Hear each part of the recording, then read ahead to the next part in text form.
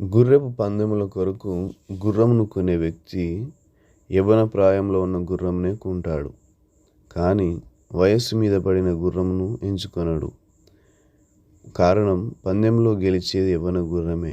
కావున అదే విధముగా లోకములో సాతానుతో పోరాడడానికి దేవునికి యవ్వన గుర్రాలు అనగా యవ్వనస్తులు కావాలి. ఈ విధంగా యవ్వనస్తుల గురించి చెబుతున్నప్పుడు ఇది వింటున్న వారిలో పెద్దవారికి సహజముగా ఒక ప్రశ్న రావచ్చు. దేవునికి కావాల్సింది యవ్వనస్తులే అంటున్నారు, అయితే మా సంగతి ఏమిటని ఒక సత్యాన్ని తెలియపరచాలని ఆశపడుతున్నాను. సింహాలు వృద్ధాప్యానికి వచ్చిన తర్వాత వాటికి వేటాడడం కష్టమవుతుంది. పళ్ళైతే ఊడిపోతాయి, కానీ గట్టిగా అరవడం, గాండ్రించడం మాత్రం మానవు. వృద్ధాప్యానికి వచ్చిన ఈ పెద్ద సింహాలు యవ్వనంలో ఉన్న సింహాలతో ఒక ఒడంబడిక చేసుకుంటాయట.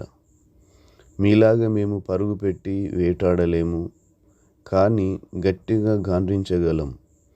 కావున మనం ఒక ఒడంబడిక చేసుకుందాం.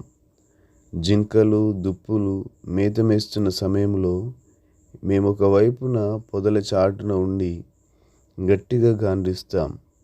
అరుపునకు జింకలు, దుప్పులు అమ్మో సింహాలు ఇక్కడున్నాయని చెప్పి మా వైపుకు రాకుండా వెనుకకు పరుగు తీస్తాయి.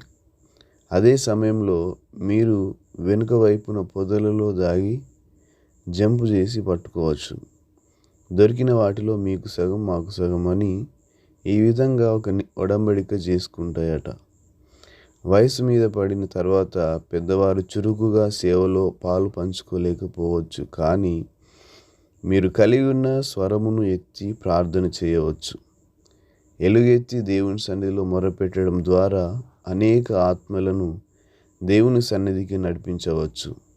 సేవకుల కొరకు, సేవలో ప్రయాసపడుతున్న యవ్వనస్తుల కొరకు విజ్ఞాపన చేయడం ద్వారా, సంఘ సభ్యుల కొరకు కన్నీరు కార్చడం ద్వారా, నశించిపోతున్న దేశ ప్రజల కొరకు దేవుని సన్నిధిలో మొరపెట్టడం ద్వారా గొప్ప సేవ చేయవచ్చనే సత్యము మర్చిపోవద్దు.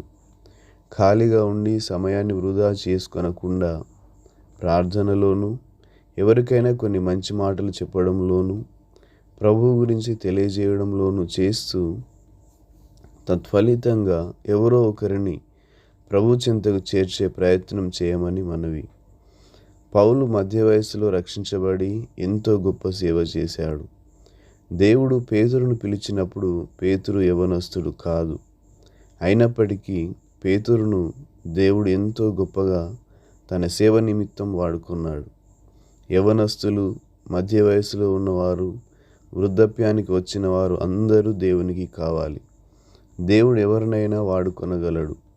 ఎవరినైనా తన సేవలో, తన రాజ్య వ్యాప్తిలో వినియోగించుకోగలడు. కావున పెద్దవారు ఏ వయసులో ఉంటే ఆ వయసులోనే దేవుని యొక్క రాజ్య వ్యాప్తిలో ఏ విధంగా వాడబడగలరో ఆ విధంగానే వాడబడమని దేవుని పేరిట మనవి చేస్తున్నాను. వృద్ధాప్యమందు ఇంకా చిగురు పెట్టుచుందురు, సారము కలిగి పచ్చగా నుందురు. కీర్తనలు 92:15. Thank you. God bless you.